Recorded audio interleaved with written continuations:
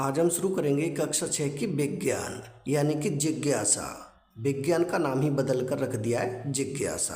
क्या रख दिया है? जिज्ञासा। और जिज्ञासा का मतलब होता है कुछ भी जानने की इच्छा। तो आज हम इस जिज्ञासा बुक का पहला चैप्टर पढ़ेंगे यानी पहला अध्याय पढ़ेंगे। पहले हम पूरा चैप्टर पढ़ेंगे, उसके बाद उसमें जो भी प्रश्न उत्तर हैं उनको हम करेंगे। तो सबसे पहले क्या करेंगे, इस अध्याय को पूरा पढ़ेंगे और समझेंगे, उसके बाद प्रश्न उत्तर करेंगे। यानी अध्याय 1 जिसका नाम है विज्ञान का अनूठा संसार। अध्याय 1 का क्या नाम है? विज्ञान का अनूठा संसार। तो पहले इस चैप्टर को पढ़ते हैं। मनुष्य सदैव अपने आसपास के परिवेश के विषय में जानने के लिए उत्सुक रहता है। यानी मनुष्य है, इंसान है, अपने आसपास के परिवेश के विषय में जानने के लिए उत्सुक रहता है, इच्छुक रहता है। बचपन से ही हम अपने आसपास के क्षेत्र के बारे में खोजने लगते हैं। बचपन से हम क्या करते हैं? अपने आसपास के क्षेत्र के बारे में खोजने लग जाते हैं और प्रश्न पूछने लगते हैं। और क्या करते हैं? प्रश्न पूछने लगते हैं।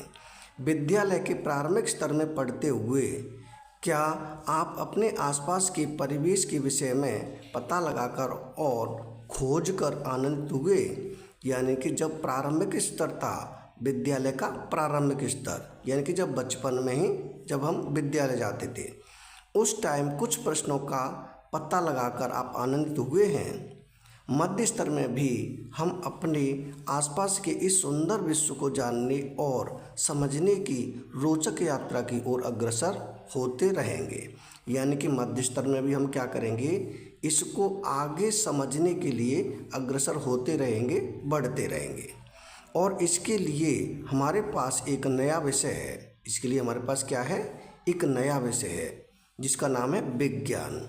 विज्ञान के इस अद्भुत संसार में आपका हार्दिक स्वागत है। यानी विज्ञान का जो अद्भुत संसार है उसमें आपका स्वागत है।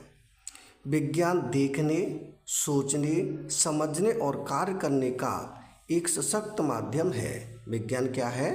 विज्ञान देखने, सोचने, समझने और कार्य करने का एक सशक्त माध्यम है जो विश्व के रहस्यों की परतें खोलता है। विज्ञान क्या करता है? विश्व के रहस्यों की परतें खोलता है।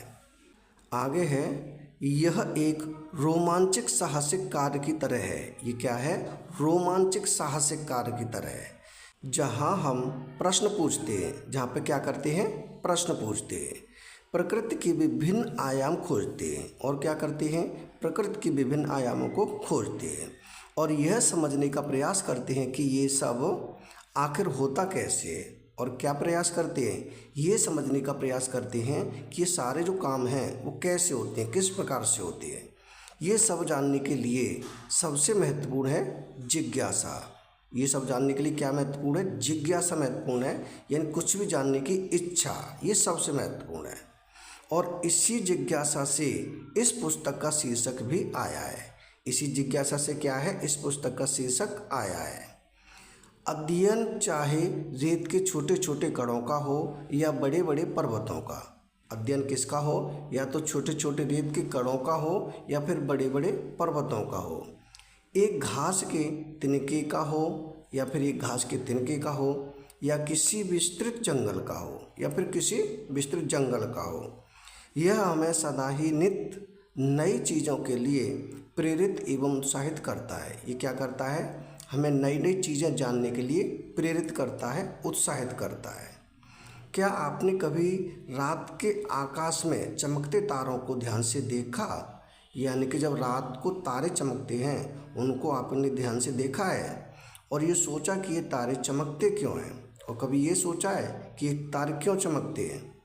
किसी फूल को खिलते देख आप विस्मित हुए हैं? किसी फूल को खिलता हुआ देखकर कभी आप आश्चर्यचकित हुए हैं कि उसे कैसे पता चलता है कि कब खिलना है? फूल को कैसे पता चल जाता है कि कब खिलना है? ये सब विज्ञान द्वारा उजागर होने वाले अनेक रहस्यों के कुछ उदाहरण मात्र हैं। ये क्या है? ये कुछ ही विज्ञान के कुछ उदाहरण मात्र हैं। विज्ञान के बारे में सबसे रोचक बात यह है कि ये सर्वत्र है। विज्ञान के बारे में रोचक बात क्या है? ये सर्वत्र है, यानी कि ये सब जगह है, हर जगह विज्ञान। महासागर की गहराइयों से लेकर कहाँ तक है, और ये आगे है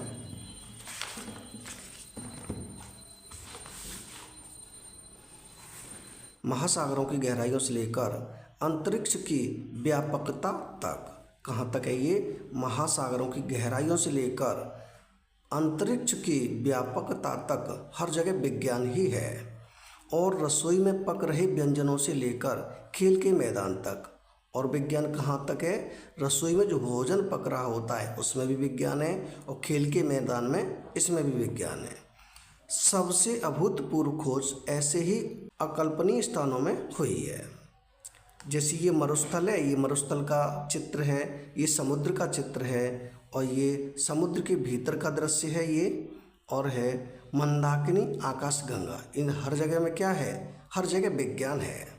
आगे है विज्ञान एक व्यापक और अंतहीन जिग्सा पहेली जैसा है। विज्ञान क्या है? व्यापक यानी जो बहुत बड़ा हो, अंतहीन जिसका कोई अंत ना हो, ऐसी एक पहेली है। हमारे द्वारा की गई प्रत्येक नई खोज इस पहेली का एक और टुकड़ा जोड़ देती है। यानी जब हम कोई नई खोज करते हैं तो इसमें एक टुकड़ा और जुड़ जाता है। ये सभी क्या है? विज्ञान है। और आपको पता है कि यही तो इस पहेली की सबसे अच्छी बात है। आपको पता है यही तो इस पहेली की सबसे अच्छी बात है। इसकी कोई सीमा नहीं है।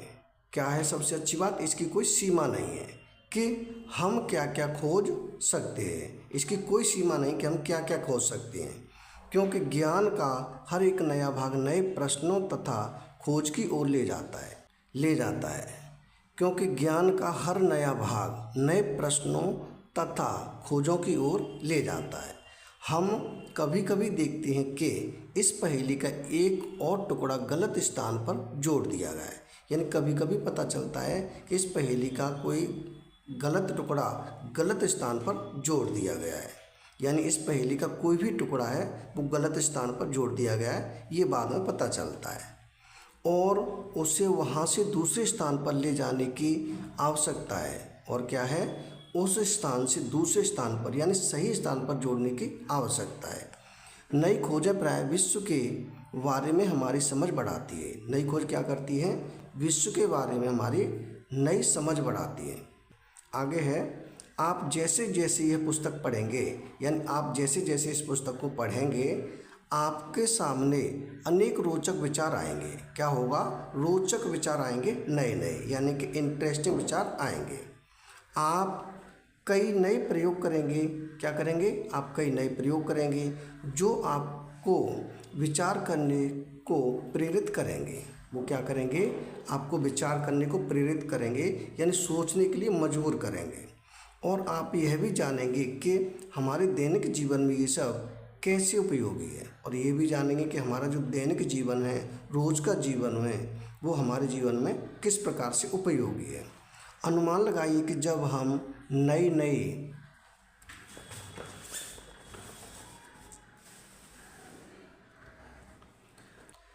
नई खोज करेंगे तो क्या होगा। यानी कि जब नई नई खोज की जाएंगी तो क्या होगा, तब हमें यह समझ आने लगेगा कि ये सभी विचार एक दूसरे से जुड़े हुए हैं। तब हमारी समझ में क्या आएगा कि ये सभी जो विचार हैं वो एक दूसरे से जुड़े हुए हैं। आइए इस यात्रा को आरंभ करते हैं। क्या करते हैं? आइए इस यात्रा को आरंभ करते हैं अपनी पृथ्वी से। कहाँ से शुरू करते हैं? अपनी पृथ्वी से ही शुरू करते हैं। पृथ्वी एकमात्र ऐसा ग्रह है जिस पर जीवन है। यानी पृथ्वी एक ऐसा ग्रह है जिस पर जीवन है। पृथ्वी एक पर्यावरण भी है। पृथ्वी पर क्या है? पृथ्वी पर पर्यावरण भी है जिसकी रक्षा करना अति आवश्यक है। पर्यावरण की रक्षा करना क्या है? अति आवश्यक है, यानी बहुत ही ज़रूरी है। अगर पर्यावरण नहीं रहेगा तो जीवन भी नहीं रहेगा। पृथ्वी पर जीवन की एक अद्भुत विविधता है। पृथ्वी पर क्या है? जीवन की एक अद्भुत विविधता है, यानी कि जीवन अलग अलग प्रकार से जिया जाता है। पौधे और जंतु जो इस ग्रह के विभिन्न क्षेत्रों में जीवित रहने और फलने फूलने में सफल हो सके हैं। यानी इस पर क्या है? पौधे हैं, जंतु हैं, सभी फलने फूलने में सफल हो सके हैं। आपने किसी बीज को एक पौधे में और किसी इल्ली यानी कैटरपिलर को एक सुंदर तितली में परिवर्तित होते देखा है। यानी कि आपने किसी छोटे पौधे को बड़े पौधे में परिवर्तित होते देखा है, या फिर किसी कैटरपिलर को एक सुंदर तितली में परिवर्तित होते देखा है, तथा ऐसे अनेक अवलोकन किए होंगे। यानी ऐसे अनेक अवलोकन किए होंगे। इन पौधों और जंतुओं का विकास किस प्रकार होता है, यानी पौधों और जंतुओं का जो विकास है वो किस प्रकार से होता है, इसमें ये चित्र दिए हुए हैं। आगे है, वास्तव में हमारे शरीर की वृद्धि विकास के लिए हमें भोजन की आवश्यकता होती है। यानी कि हमारा अगर शरीर की वृद्धि होगी तो वो किससे होगी, भोजन से होगी। यानी शरीर की वृद्धि के लिए हमें भोजन की आवश्यकता होती है। विशेष रूप से भारत जैसे विशाल और विविध देश में भोजन अत्यंत मनोभावक है। यानी कि भारत जैसे देश में भोजन है अत्यंत मनोभावक है। मनभावन यानी कि मन को अच्छा लगने वाला है। देश भर में विभिन्न प्रकार के स्वादिष्ट पकवान और उनको बनाने की विशिष्ट विधियां हैं। देश भर में क्या है, विभिन्न प्रकार के तो पकवान हैं, यानी अलग अलग प्रकार के पकवान हैं और उनको बनाने की विधियां हैं। वे सब किससे बनते हैं, वे सब किससे बनते हैं। हम इसे कैसे पता करेंगे, हम इसे कैसे पता करेंगे। अब देखें अगले पेज पर,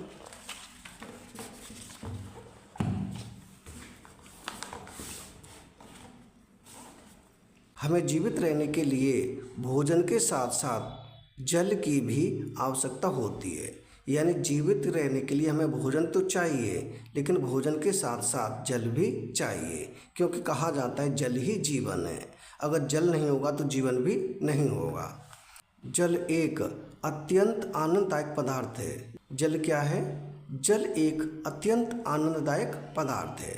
क्या आप कभी बारिश में दौड़े हैं, क्या आप कभी बारिश में दौड़े हैं, भागे और कूदे हैं।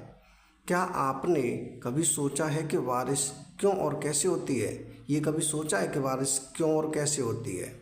क्या आपने ध्यान दिया कि जल ठंडा करने पर बर्फ़ बन जाता है। आपने ध्यान दिया है कि अगर जल को ठंडा करते हैं तो क्या बन जाता है, बर्फ़ बन जाता है। और गर्म करने पर उबलने लगता है। अगर जल को गर्म करें तो क्या होता है, उबलने लग जाता है। क्या आपको भी गर्मी में ठंडा जल पीने या सर्दियों में गर्म जल से नहाने में आनंद आता है। यानी कि गर्मियों में ठंडा जल पीने में और सर्दियों में गर्म जल से नहाने में आनंद आता है। हम गर्म और ठंडे को कैसे समझते हैं, यानी कि हम गर्म और ठंडे को कैसे समझते हैं। चाहे वह जल हो या ज्वर से तपते शरीर का तापमान, यानी चाहे जल हो या फिर ज्वर से तपते, ज्वर से का मतलब बुखार, बुखार से तपते शरीर का तापमान हो। कोई वस्तु कितनी गर्म है यह ज्ञात करना महत्वपूर्ण है। यानी कोई वस्तु कितनी गर्म है यह ज्ञात करना बहुत ही ज़रूरी है। जैसे कि ये दिया हुआ है चित्र आपकी बुक में, तो ये वर्षा कैसे होती है वो चक्र इसमें दिखाया गया है। आगे है, और फिर हमारे आसपास अनेक प्रकार की वस्तुएं हैं। हमारे आसपास क्या है, अनेक प्रकार की वस्तुएं। जिस कागज़ पर हम लिखते हैं, यानी जैसे हम कागज़ पर लिखते हैं वो भी एक वस्तु है। धातु की चाबी और धातु की चाबी, प्लास्टिक का पैमाना, ये सब क्या है, वस्तुएं हैं। हमारे बॉक्स में मिटाने वाले रबर, हमारे बॉक्स में क्या है, मिटाने वाला रबर। बॉक्स को बंद करने वाला चुम्बक, हमारे पहनने के कपड़े, दूध पीने का प्याला और बहुत सी अन्य वस्तुएं। ये सब क्या है, सभी एक वस्तु है। ये सब किससे बनी होती है, ये सब किससे बनी होती है। क्या ये विभिन्न पदार्थों से बनी है, क्या ये होती हैं, ये सभी वस्तुएं विभिन्न पदार्थों से बनी है। हम विभिन्न पदार्थों को एक दूसरे से कैसे पृथक करते हैं, यानी कि हम जो विभिन्न पदार्थ हैं उनको एक दूसरे से कैसे पृथक करते हैं। पृथक करने का मतलब होता है कैसे अलग करते हैं। इस वीडियो में रखते हैं इतना ही। इसका जो भी बाकी चैप्टर है उसे हम करेंगे अगली वीडियो में, यानी कि इस चैप्टर को हम 2 भागों में ख़त्म करेंगे। ये हो जाएगा इसका पहला भाग। अगर वीडियो पसंद आए तो लाइक करें, कमेंट करें, अपने दोस्तों के साथ शेयर करें। धन्यवाद।